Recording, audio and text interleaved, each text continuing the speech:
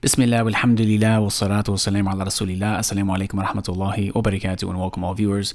Recently I posted a video discussing a situation occurring right now in Montgomery County, Maryland, where the parents used to have an option to opt their children out of certain situations where their children in school were being indoctrinated with the LGBT agenda. However, that option was suddenly taken away, and there was a huge influx of the amount of LGBT propaganda that was being pushed on the children. So some of the parents gave some pushback, and they were trying to have this opt-out option reinstated. So there was a Montgomery County Board of Education meeting where this issue was discussed, and I want to play one particular speech that happened at the end of this meeting. Basically, there were some Muslim parents that were given about 2 minutes to speak, but then at the end, this individual was given much longer to voice her opinion. So let's take a listen. I've had a lot of really good conversations this morning with many of the people who have testified here, and it's more complicated, I think, than a lot of people would like to think it is. So the first thing that I want to emphasize from the outset is that this whole issue is not at all complicated. One of the main reasons that there is at all any confusion whatsoever is because many Muslims and many religious people in general, or anyone, even if they're not religious, anyone who disagrees with this LGBT agenda, risk severe backlash if they articulate their beliefs. They can lose their job, they can be demonized and called a bigot and all types of names. So many people are very hesitant and even afraid to voice how they actually feel. But how such people actually feel and what they believe to be true is extremely easy to comprehend. In fact, it's been what practically everyone throughout history has always believed. And that is that human beings are either born a biological male or a biological female. And when it comes to sexual intimacy, this is something that should occur between a male and a female who are married. This is what Muslims believe. There's nothing at all confusing, and nothing should even be controversial, as this is the way things have been seen throughout the history of this country. In fact, anything contrary to this worldview is what's actually very confusing to people, because it is something that is completely brand new and was just recently made up, and now it's being forced upon everyone. This issue has unfortunately put some, not all of course, but some Muslim families on the same side of an issue as white supremacists and outright bigots, and however, the folks who I've talked here today, I would not put in the same category as those folks, although it's again complicated because they're falling on the same side of this particular issue. So this is very important to point out. See, she is making this a binary issue where you have her side, which is the pro-LGBT indoctrination upon children in school, and they are seen as the good people, the correct people. But then she categorizes anybody else, anybody who is against this indoctrinating children with pro-LGBT stuff in elementary school, as being with the outright bigots and white supremacists. Now, one way to really understand something is to compare it to its opposite. So for the sake of better understanding what she just did here, let's do the exact same thing, except on opposite sides. Imagine someone describe those who are pro-indoctrinating children with this LGBT agenda in schools as being on the side of mentally ill, evil child abusers who are against factual biological science. Because that is the exact game that she is playing by saying what she's saying. All these parents are doing in Montgomery County is they are asking for the right of opting their children out of this sort of indoctrination. And as a result, she is categorizing them with the people of evil. But she surely wouldn't appreciate it if the same was done to her by those who disagree with her. But I will say this much, she at least has enough conviction in her thinking that she's correct, even though she's upon such a stray falsehood. She at least has that conviction.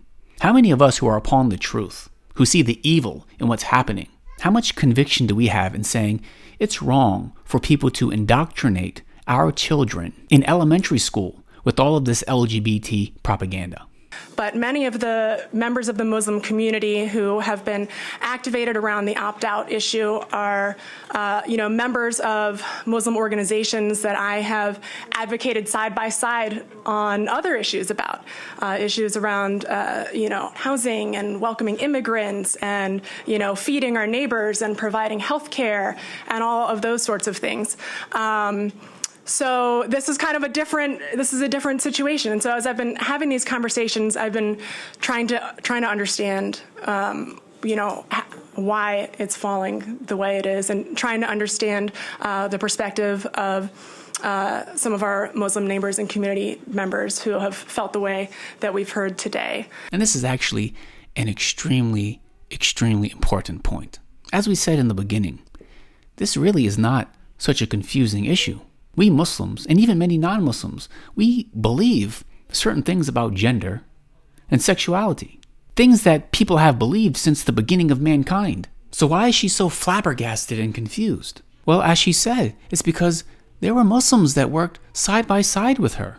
There have been some of the most prominent, well-known, influential Muslims in America that have been teaming up with the LGBT community to go to protests, to collaborate, for the sake of perceived common interests, to the point some prominent Muslim figures were preaching that it is actually from the Sunnah of our Prophet Muhammad sallallahu alaihi wasallam, that it is from our religion to go to some of these protests alongside such people, supporting them in their causes. And then you had what appeared to be promising students of knowledge join forces with these types of organizations, just giving them more credibility. And for those of us who warned about this for years, we're demonized. Why are you talking about other people like that? Why are you causing these issues? There's a common interest.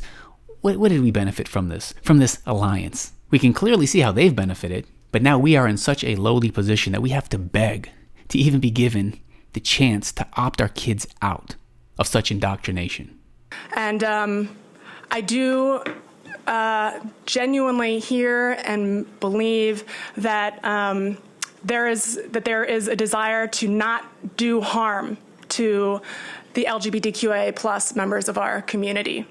They've been very clear in our conversations, and I think we've heard here today that it's important to them to not remove those books from our schools, to make sure that they are available to the LGBTQIA plus, students and community there, so that those students can see themselves in the curriculum. So this is interesting because the Muslims in this county, they're not even asking for these books to be removed. In my previous video, I showed how even non-Muslims in Florida were having these books removed. These Muslims in Montgomery County that she's referring to, they're not even asking for those books to be removed. It's still not good enough. It's still not good enough for people like her.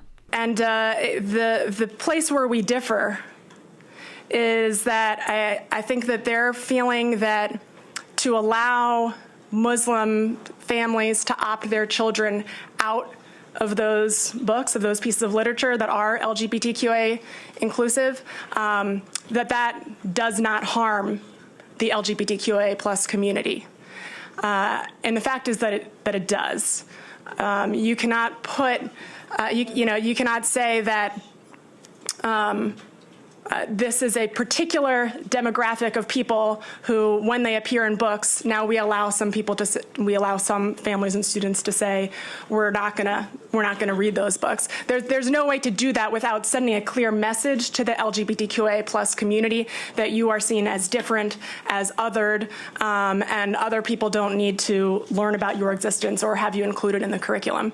There she goes again, demonizing people, saying that they are hurting the LGBT community by not having their children indoctrinated with these books and with these classes that they want to push on them. She says that it gives the message that they're different. Of course, they are different.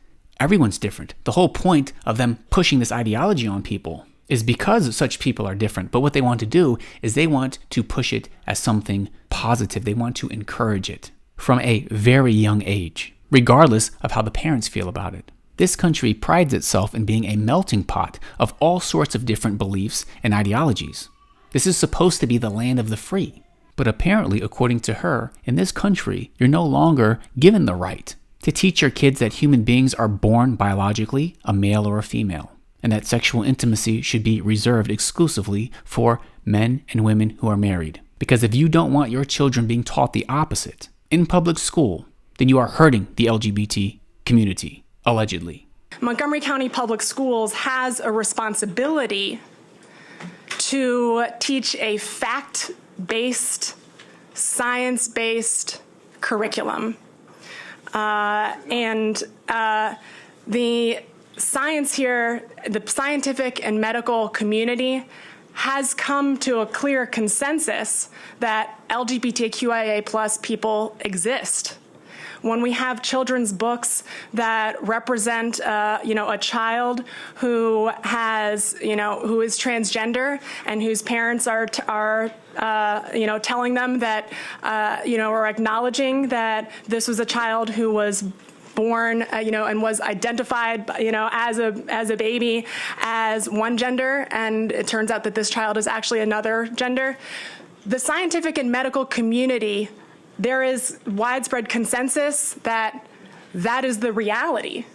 And so MCPS has the responsibility to include and reflect that reality in our curriculum. See, and this is her tactic to trump everything else, giving the absolutely absurd argument that there is this scientific consensus now regarding this LGBT agenda. Just in recent history, wasn't there scientific consensus that this was gender dysphoria?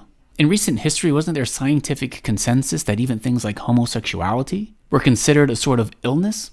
She doesn't agree with either of those things now, but all of a sudden we have to teach this because there is scientific consensus. There's no doubt that these are the facts. This is the objective truth about reality all of a sudden.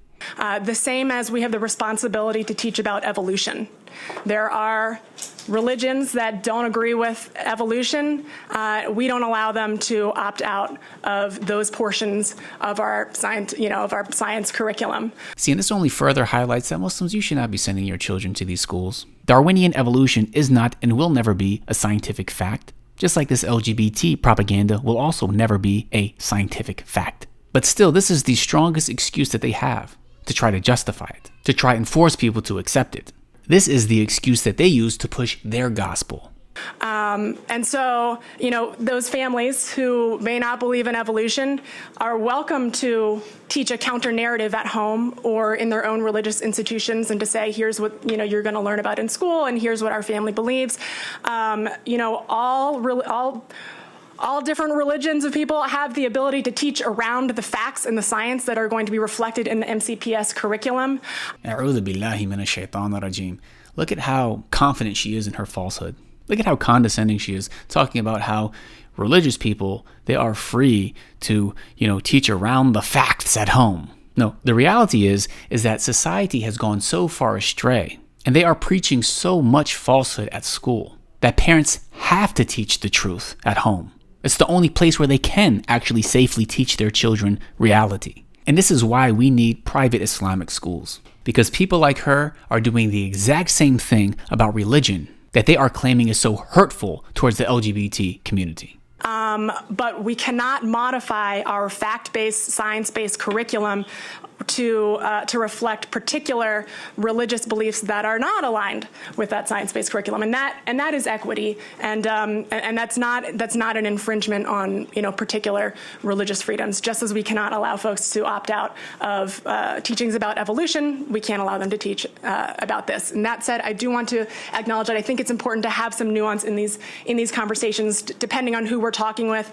If there are folks who are not intending to come with hate or harm, I think there are good, healthy conversations that can be had there, and I appreciate those that I've had. And that said, it is essential that we continue to reflect our community accurately and include everyone in the materials that are present there. Thank you, Councilman. Thank you. Yeah, so all of a sudden, this LGBT agenda is factual. It's scientifically factual, and therefore it is a must to push it as much as possible on children as young as possible. And if anybody disagrees with that, they're being hateful. Do you honestly want to trust your children being taught and raised by people who think like this? Please, brothers and sisters, wake up. take your children out of public school.